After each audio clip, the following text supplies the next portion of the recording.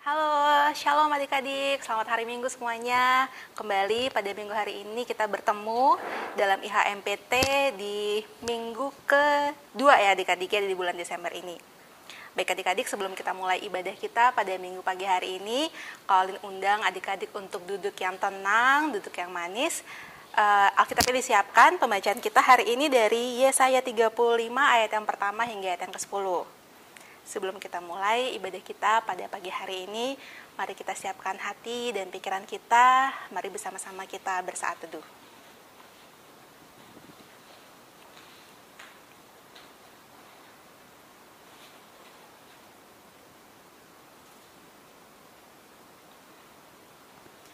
Adik-adik kalian undang untuk berdiri. Kita akan memuji Tuhan bersama-sama bernyanyi dari Gita Bakti 6, bait yang pertama dan bait yang kedua. Bernyanyilah orang percaya.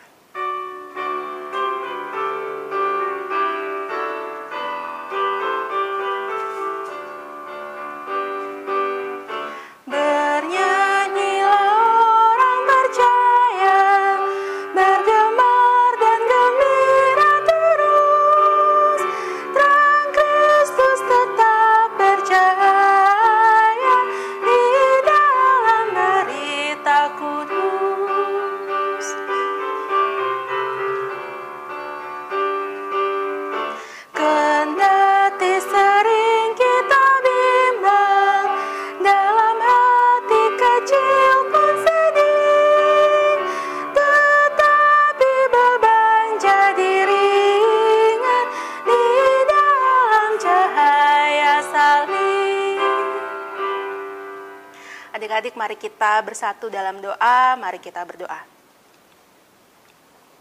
Bapa di surga, terpujilah selalu namamu Tuhan Yesus.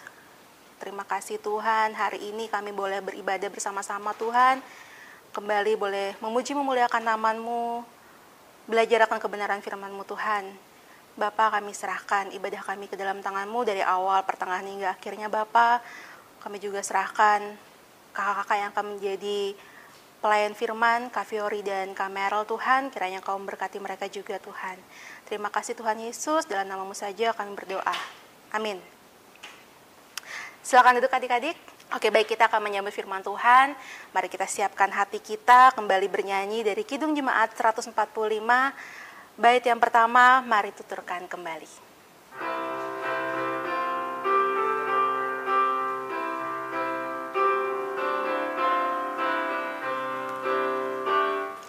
Mari tuturkan kembali kisah yang indah benar, warta berharga sekali, Yesus pahlawan besar, bahwa di malam lahirnya malak menyanyi merdu.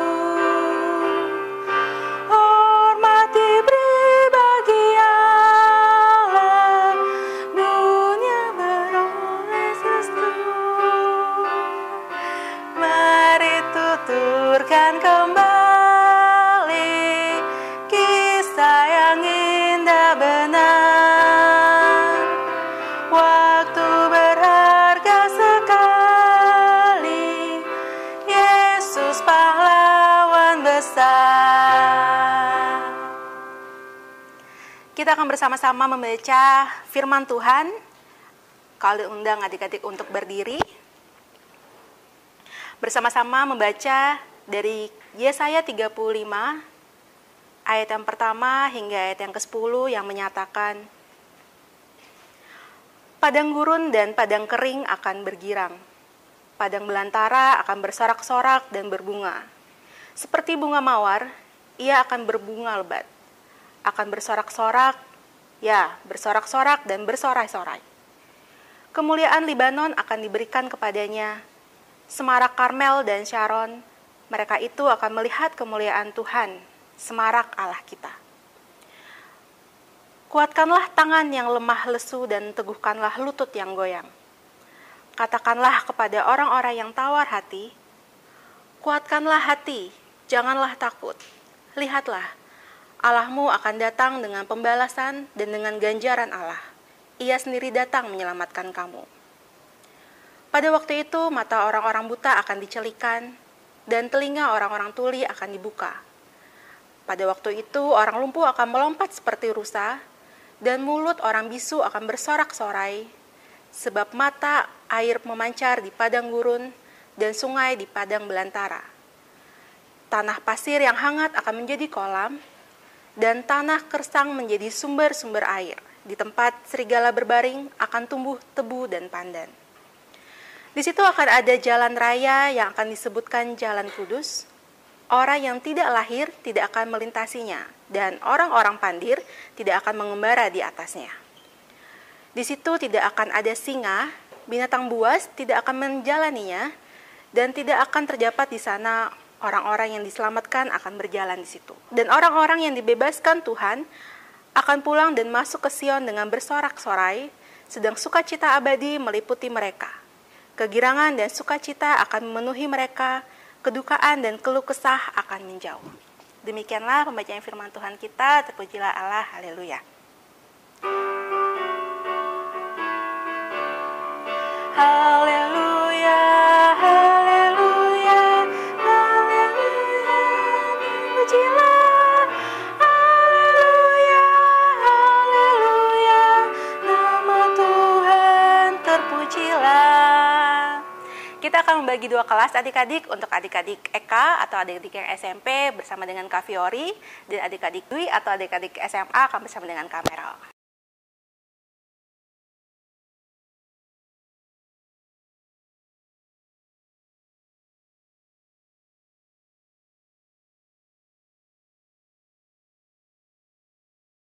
Shalom adik-adik, ketemu lagi dengan Kak Meral. Hari ini kita akan berbicara, kalau tadi Kak Olin sudah membacakan, bacaan kita terambil dari Yesaya pasal 35, ayatnya yang pertama hingga ayatnya yang ke-10.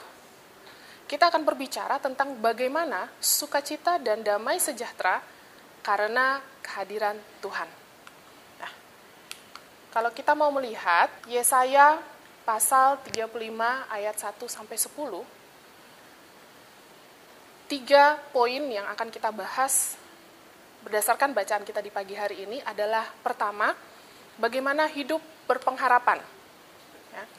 Pentingnya menjalani kehidupan sehari-hari yang berpengharapan pada Tuhan. Kemudian yang kedua adalah bahwa di dalam hidup kita mengetahui bahwa di luar Tuhan, kita bukanlah apa-apa, kita bukanlah siapa-siapa, dan di luar Tuhan akan mengarahkan kehidupan kita kepada kesia-siaan. Lalu yang ketiga yang akan kita pelajari di pembacaan firman Tuhan kita pagi hari ini adalah bagaimana setelah kita mengetahui pentingnya untuk hidup berpengharapan terus kepada Allah, dan bagaimana ketika kita hidup di luar Allah, maka kita menyatakan komitmen kita bahwa kita akan tetap beriman kepada Tuhan Yesus, kita akan tetap berpengharapan kepada Tuhan apapun kondisi dan keadaan hidup kita saat ini. Itu 3 poin yang akan kita pelajari terkait dengan materi firman Tuhan di pagi hari ini. Tentunya kita mengetahui siapa Nabi Yesaya. Nabi Yesaya adalah salah seorang nabi yang diutus oleh Allah untuk menyampaikan firman, menyampaikan perintah dari Allah, menyampaikan nubuat dari Allah. Kalau kita melihat, arti nama Yesaya itu sendiri adalah Allah menyelamatkan. Ya, jadi melalui Nabi Yesaya, Allah menyatakan firman-Nya, Allah menyatakan perkataannya melalui Nabi Yesaya untuk disampaikan kepada umat. Apa saja yang menjadi dasar atau latar belakang dari penulisan kitab Yesaya? Yang pertama adalah bahwa di dalam kehidupannya, umat saat itu membelot. Umat saat itu mengandalkan dirinya atau mengandalkan orang lain, tidak mengandalkan Allah. Ketika mereka mendapatkan serangan atau mendapatkan serangan dari bangsa lain, mereka tidak mencari Allah untuk mencari perlindungan, untuk mencari kekuatan. Tetapi mereka mencari tenaga-tenaga manusia di dunia ini. Mereka mencari Babel, mereka mencari Mesir untuk menopang mereka, menopang kehidupan mereka saat itu. Kemudian aliansi-aliansi yang dilakukan oleh mereka ini, para pemimpin-pemimpin umat saat itu tidak berkenan di hadapan Tuhan. Ya, itu menjadi salah satu latar belakang dari penulisan kitab Yesaya. Yang kedua adalah kemurtatan dan keberdosaan dari umat yang sudah mulai menyembah berhala. Dan yang ketiga adalah bagaimana kondisi umat saat itu ketika mereka dengan sesamanya sendiri saling menganiaya, saling melecehkan, saling menyakiti. Nah, 3 poin ini menjadi latar belakang dari penulisan kitab Yesaya ini. Lalu kita boleh melihat, kita belajar bahwa di dalam kitab Yesaya ini, sesuai dengan 3 hal yang telah menjadi latar belakang tadi, bagaimana umat tidak mengandalkan Allah tetapi mengandalkan kekuatan dunia, kemudian bagaimana kemurtatan dan keberdosaan di dalam penyembahan akan berhala yang dilakukan oleh umat, dan bagaimana mereka saling menyakiti satu dengan yang lainnya. Maka di dalam kitab Yesaya ini, kita akan baca secara keseluruhan, ada yang namanya nubuat. Ya. Ada yang namanya apa yang boleh disampaikan oleh Yesaya terkait dengan apa? Nubuat ini bukan yang terjadi saat ini, tetapi nubuat yang akan terjadi di masa depan. Apa saja yang akan disampaikan? Bahwa di dalam segala pemberontakan dan keberdosaan umat, ada nubuat terkait dengan teguran-teguran dari Allah. Ada nubuat bahwa karena pemberontakan dan dosa yang dilakukan umat, maka akan ada hukuman yang menanti umat. Tetapi di dalam hukuman yang akan menanti umat, Yesaya juga menubuatkan terkait dengan pengharapan. Pengharapan bagi umat yang akan menderita hukuman dan menderita. Lalu yang berikutnya adalah bagaimana janji Allah untuk penebusan dan pemulihan, pertolongan dari Allah bagi umat. Jadi adik-adik, oleh karena kemurtatan dan keberdosaan, pemberontakan dari umat, maka Yesaya menyatakan suara Tuhan, nubuat, terkait dengan apa yang akan terjadi bagi mereka di depan sana. Hukuman apa saja yang menjadi akibat, resiko dari apa yang mereka lakukan terhadap Allah. Tetapi di dalam hukuman ini, di dalam nubuat terkait hukuman ini, ada janji pengharapan yang disampaikan oleh Yesaya, bahwa di dalam hukuman itu Allah tetap menolong dan memulihkan umat. Lalu bagaimana dengan Yesaya pasal 35 yang tadi sudah kita baca dan renungkan? Ketika dosa dan pemberontakan umat itu dilakukan, terjadi hukuman yang menjadi resiko, menjadi akibat dari dosa dan pemberontakan umat. Hukuman itu bukan dialami oleh umat untuk penghancuran, untuk penghabisan umat, untuk meniadakan umat. Tetapi penghukuman itu ada di dalam keadilan dan kasih Allah. Hukuman itu ada untuk mengingatkan umat apa yang mereka lakukan salah. Dan mereka diingatkan bahwa di dalam kehidupan mereka, kasih Allah ada. Kasih Allah ada bagi mereka. Tetapi keadilan Allah bagi orang yang salah akan tetap ada juga. Jadi segala sesuatunya Allah mengasihi kita. Yes. Tetapi apakah dengan kasih yang dari Allah itu, lalu kita suka-suka saja hidup? Enggak. Dikatakan bahwa di dalam kasih Allah, ada keadilan dari Allah. Ada hukuman yang terjadi bagi setiap kesalahan, pemberontakan, dosa yang kita lakukan. Yesaya 35 memberikan semangat bagi umat, walaupun sudah dinubuatkan akan ada hukuman. Tetapi di dalam kitab Yesaya pasal 35 saat ini, Yesaya menuliskan semangat. Yesaya menuliskan pengharapan bahwa Tuhan akan datang menyelamatkan, akan datang memulihkan umat di dalam sukacita dan damai sejahtera. Jadi di dalam menjalani atau di dalam pengalaman akan penderitaan akibat hukuman ini, umat tidak lantas, ya Tuhan capek, Tuhan sakit, Tuhan sampai kapan? Gak hanya sekedar seperti itu. Tetapi mereka diajak, umat diajak untuk berpengharapan pada Allah, bahwa pemulihan dan pertolongan Tuhan akan mereka dapati.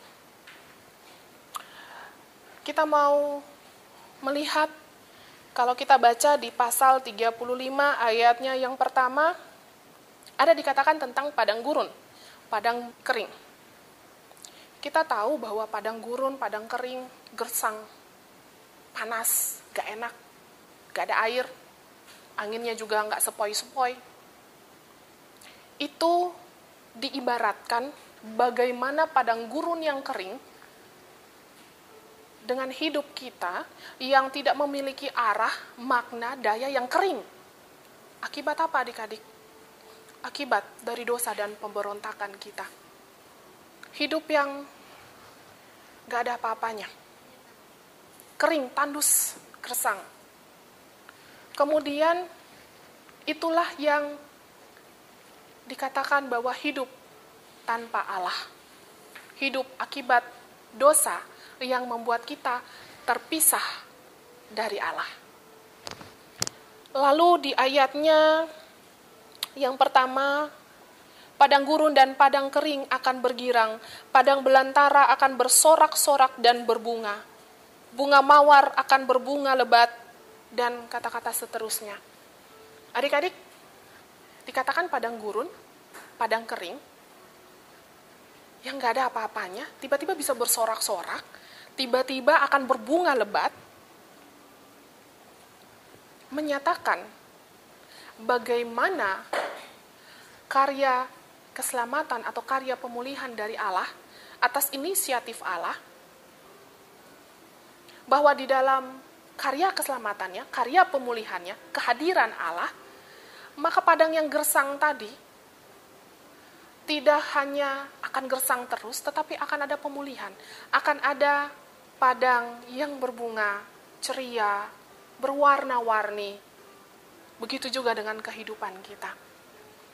Melalui kehadirannya, Allah menunjukkan pengampunan, penebusan, dan pemulihan bagi umat, sehingga menghadirkan sukacita dan damai sejahtera. Bagaikan padang gurun, padang kering yang berbunga lebat berwarna-warni. Kita mau melihat tadi hidup tanpa Allah, bagaikan padang gersang, padang kering, padang gurun, dan bagaimana inisiatif Allah di dalam karya keselamatan, pertolongannya, pemulihannya, yang menghadirkan damai sejahtera bagi kehidupan kita. Berwarna-warni seperti bunga yang tumbuh berwarna-warni di padang gurun, padang kering, seperti yang dikatakan oleh Alkitab. Lalu berikutnya kita mau melihat bahwa akan ada pemulihan sejati.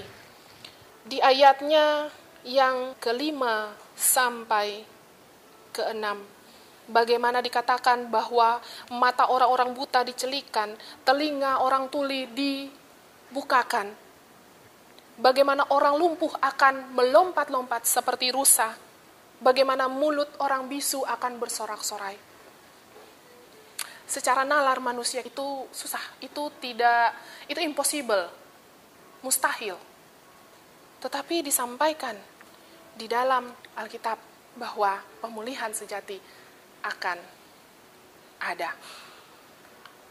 pemulihan Allah melalui kehadiran anaknya Yesus Kristus, karya keselamatan Allah, akan menghadirkan sukacita dan kebahagiaan bagi umat dan pemulihan sejati, sempurna, baik bagi bumi ini, bagi alam ini, maupun bagi personal umat, individu masing-masing umat.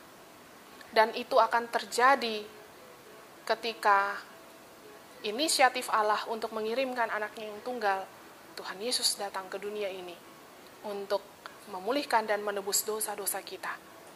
Dan kedatangannya nanti kedua kali. Bagaimana karya keselamatan itu bukan hanya boleh dialami oleh alam ciptaan Allah, tetapi kita pun sebagai manusia dipulihkan secara fisik. Yang diminta adalah kita menantikan saat-saat pemulihan itu dengan taat dan setia. Berikutnya adalah setelah kita melihat bagaimana hidup tanpa Allah, bagaimana inisiatif Allah untuk datang ke dunia ini, bagaimana pemulihan yang boleh dilakukan Allah melalui kehadirannya di dunia ini. Lalu bagaimana sekarang kita mau hidup bersama dengan Allah? Bagaimana caranya kita mau hidup bersama dengan Allah? Dengan cara membuka hati kita, membuka diri kita untuk senantiasa dipimpin, dituntun, dan berjalan bersama Allah. Jadi bagaimana, adik-adik, kita mau mengalami hidup yang bersama dengan Allah kalau kita sendiri tidak mau membuka diri kita, membuka hati kita? Untuk itu kita harus senantiasa membuka hati dan pikiran kita, diri kita, untuk mau berjalan bersama Allah, untuk mau dituntun dan dipimpin oleh Allah.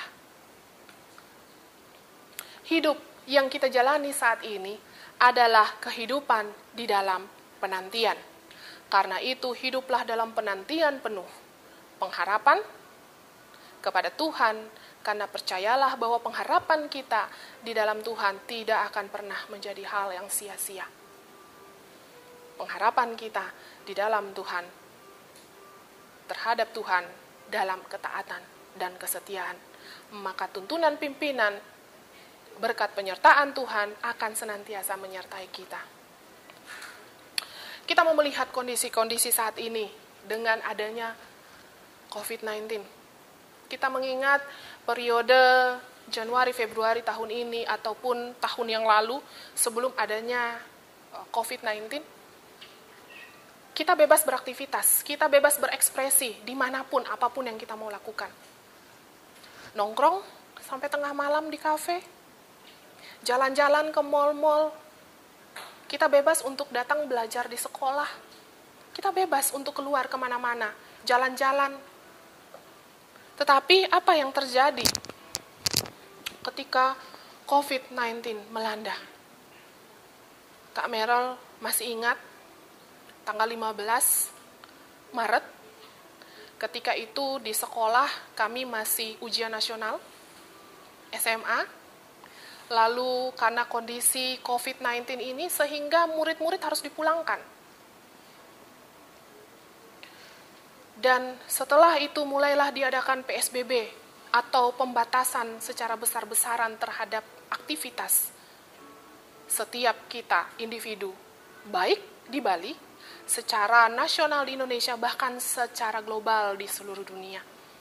Bagaimana kita mulai susah untuk belajar, harus dari rumah secara online. Yang tadinya nggak biasa main laptop, nggak punya laptop, mau nggak mau harus beli laptop. Atau handphonenya yang tadinya masih handphone yang belum Android, akhirnya harus mungkin mengganti aplikasi handphonenya ke Android. Supaya apa? Bisa mengikuti proses pembelajaran jarak jauh dari rumah secara online. Kita mulai beribadah di rumah-rumah. Salah satunya sekarang ya, melalui rekaman dari kakak-kakak. Kita tidak bisa datang ke gereja sebebas yang biasanya kita tiap hari Minggu. Kakak-kakak, orang tua kita mesti bekerja dari rumah. Bahkan ada yang kakak-kakak maupun orang tua, orang-orang di sekeliling kita yang mesti di PHK, diputuskan hubungan kerjanya, dirumahkan. atau bahkan masuk secara aplusan, secara shift. Bagaimana kebebasan kita masing-masing mulai dibatasi. Bagaimana yang tadinya nggak begitu peduli dengan masker, sekarang wajib kemana-mana pakai masker. Bagaimana yang biasanya jarang jaga kebersihan, jarang cuci tangan, bodo amat lah. Tapi sejak COVID, rajin cuci tangan. Di mana-mana ada tempat cuci tangan. Lihat bagaimana COVID-19 merubah hidup kita secara total. Kondisi yang ada sebelum dan sesudah adanya COVID. Keterbatasan-keterbatasan yang ada seperti apa. Kurang lebih 10 bulan sudah kita hidup di dalam serba keterbatasan karena adanya COVID ini. Adik-adik mungkin sudah sampai bosan, sudah pengen teriak. Kapan aku datang ke sekolah? Aku pengen belajar di sekolah. Guru-guru pun sudah mulai teriak, kapan kita bisa ketemu di sekolah dengan anak-anak kita? Jangan dikira hanya adik-adik loh yang merasakan kesulitan ketika belajar jarak jauh. Guru-guru pun mengalami kesulitan itu. Kakak-kakak, orang tua kita pun mengalami kesulitan ketika harus kerja dari rumah. Godaannya lebih banyak dong kalau dari rumah. Ya, kesulitannya ada, keterbatasan kita ada. Kita teriak, sampai kapan Tuhan? Kapan ini COVID bisa berlalu? Kita mau melihat kondisi kita saat ini. Ketika COVID menyerbu kita. Lalu kita mau melihat, ketika kita ada dalam kondisi COVID, minggu ini, kita masuk di dalam minggu Advent ketiga. Yaitu bagaimana minggu penantian akan kedatangan Juru Selamat. Kalau tadi, ketika kita berbicara tentang COVID, kita menantikan, kapan sih antivirus itu ada? Kapan sih masa-masa ini berlalu? Sekarang kita masuk di dalam masa penantian akan Juru Selamat kita. Penantian Juru Selamat yang membawa sukacita. Kita mungkin terlena, kita mungkin tersentuh dengan kondisi COVID saat ini, kita nggak bisa ngapa-ngapain. Kita susah mau kemana-mana, terbatas. Tetapi ketika kita belajar bahwa di masa penantian akan kedatangan Juru Selamat, kita harus menanti dengan sabar. Kita harus menanti dengan taat dan setia. Ketika Yesaya menuliskan tentang nubuat akan hukuman, akan pengharapan, pemulihan, dan pertolongan Allah, maka kita pun saat ini diingatkan bahwa kita bukan hanya masuk di dalam minggu Advent ketiga, menanti kedatangan Juru Selamat, kelahiran Yesus Kristus, tetapi kita juga sedang ada dalam masa-masa menantikan pertolongan Tuhan untuk melewati masa-masa sulit dalam kondisi COVID saat ini. Karya keselamatan Allah membawa penebusan dan pemulihan bagi bumi dan manusia. Menyatakan bahwa karya pemulihan ini tidak hanya untuk kita alami pribadi, tetapi juga harus kita bagikan kepada orang-orang di sekeliling kita.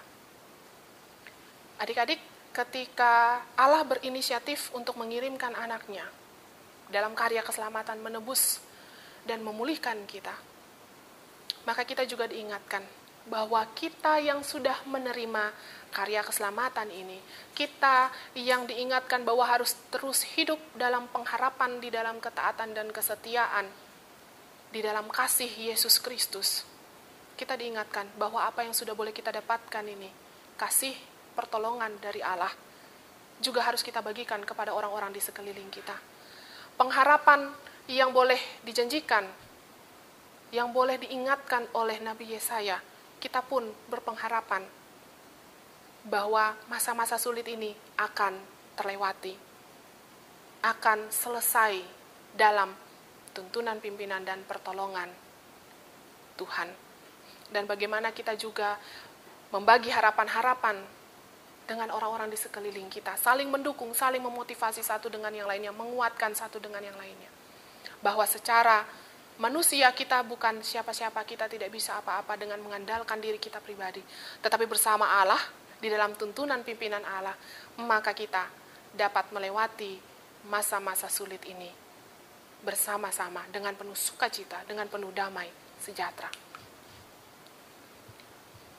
Kembali lagi kita diingatkan bahwa ada satu tulisan, the reality is we are nothing without Jesus, but we are everything in Him. Realitanya, kita bukanlah siapa-siapa, kita bukanlah apa-apa tanpa Yesus. Tetapi kita adalah segalanya bagi Dia, segalanya di dalam Tuhan. Lalu ada penulisan Kristen dalam bahasa Inggris, Christian. Without Christ, kalau kita hapus kata Christ-nya, yang ada hanya Ian saja, atau dipanjangkan, disebutkan Ian itu adalah I am nothing. Aku bukan siapa-siapa tanpa Yesus. Untuk itu, adik-adik, marilah kita mau mengingat kembali bahwa kita anak yang berharga di mata Tuhan, dan kita bukanlah apa-apa, kita tidak bisa melakukan apa-apa tanpa Tuhan. Sehingga kita senantiasa hidup berpengharapan kepada Tuhan di dalam kasih-Nya, di dalam sukacita dan damai sejahtera yang Tuhan boleh anugerahkan dalam kehidupan kita, serta kita boleh bagikan itu kepada orang-orang di sekeliling kita. Sehingga hidup kita boleh senantiasa memuji dan memuliakan Allah. Amin. Baik adik-adik, demikianlah firman Tuhan sudah kita renungkan bersama. Mari kita meresponnya dengan bersama-sama bernyanyi dari PKJ 145, bait yang pertama, Tuhan mengutus kita ke dalam dunia dan apa selanjutnya.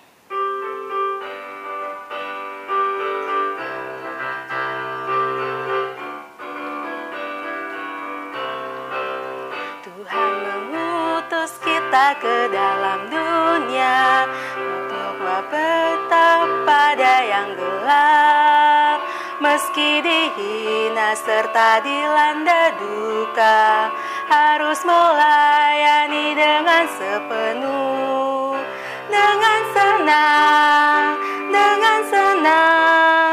marilah kita melayani umat-Nya. Dengan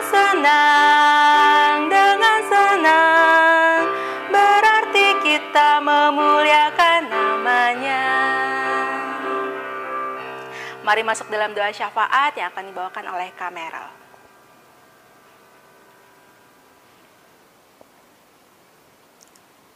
Adik-adik, mari kita satu di dalam doa syafaat.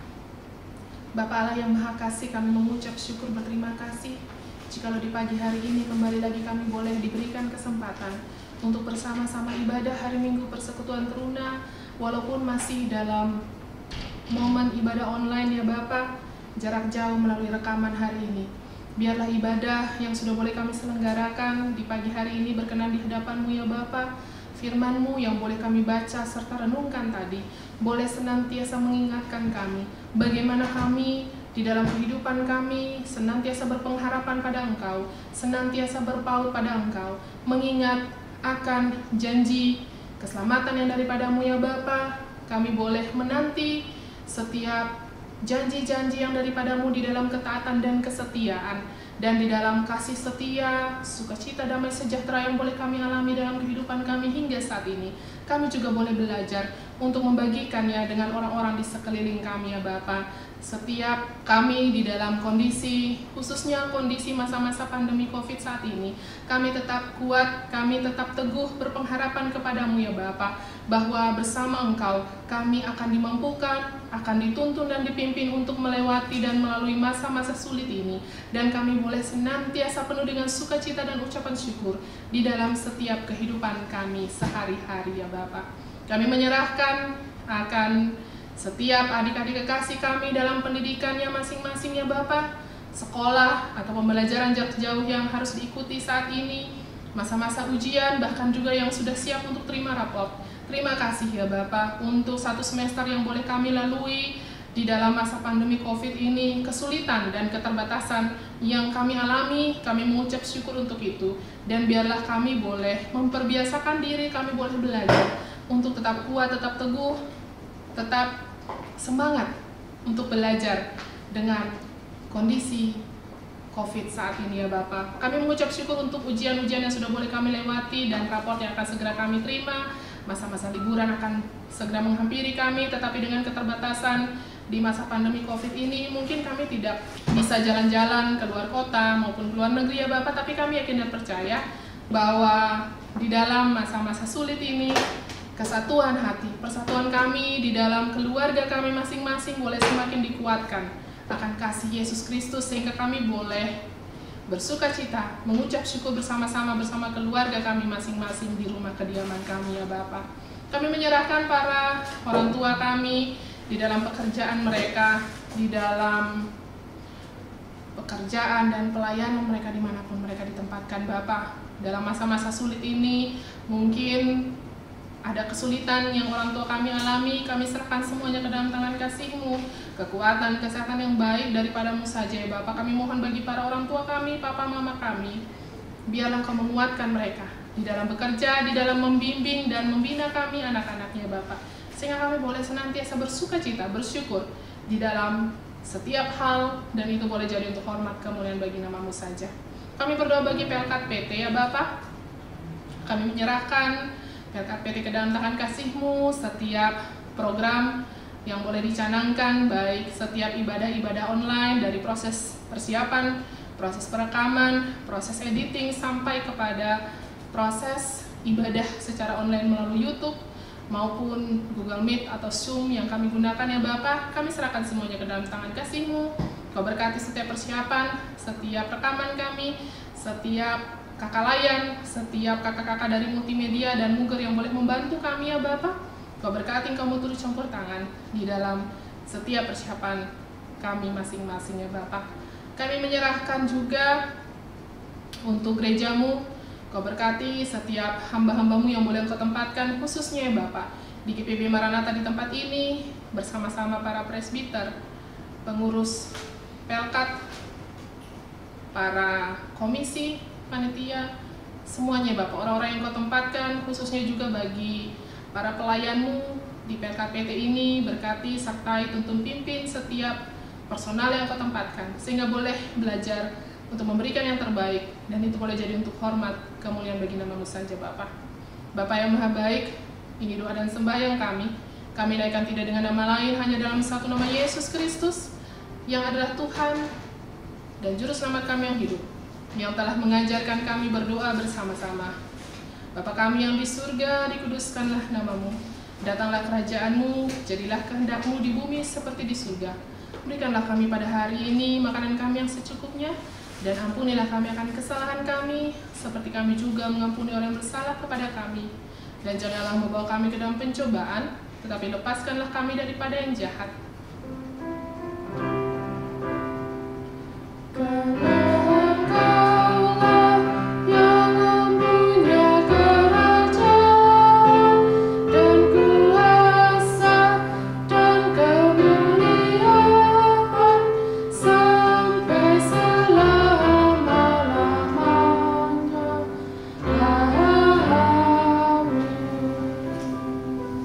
Adik-adik, kita akan memberikan persembahan syukur kita kepada Tuhan. Adik-adik bisa siapkan dalam amplop, nanti bisa dititipkan kepada mama papa untuk dibawakan juga ke gereja. Kita memuji Tuhan bersama-sama dalam persembahan kita dalam Gita Bakti 81, bait yang pertama, Allah sumber kemurahan.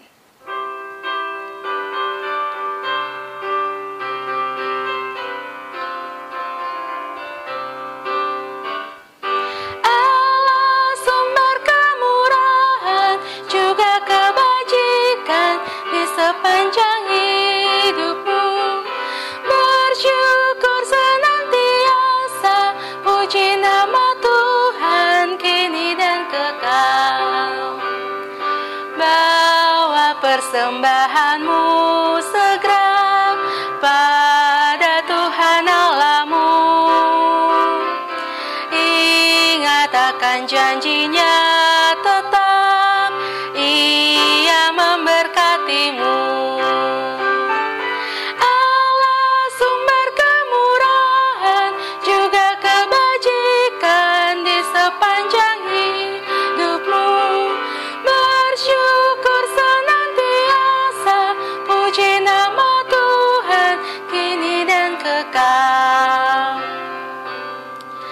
Adik-adik Kaolin undang untuk berdiri, mari kita bawa persembahan kita dalam doa.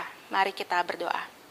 Bapa di surga, inilah persembahan syukur kami Bapa, yang tidak seberapa ini Bapa, tapi kami sangat bersyukur untuk segala berkat yang Kau berikan dalam kehidupan kami. Terutama kami persembahkan hidup kami Bapa, biarlah persembahan tubuh kami bisa menjadi persembahan yang sejati dan kudus dan berkenan bagimu. Terima kasih Tuhan, amin. Kita akan mengakhiri ibadah kita pada minggu pagi hari ini. Mari kita kembali memuji Tuhan bersama-sama bernyanyi dari Gita Bakti 120, bait yang pertama, Kristus Memanggil Diriku.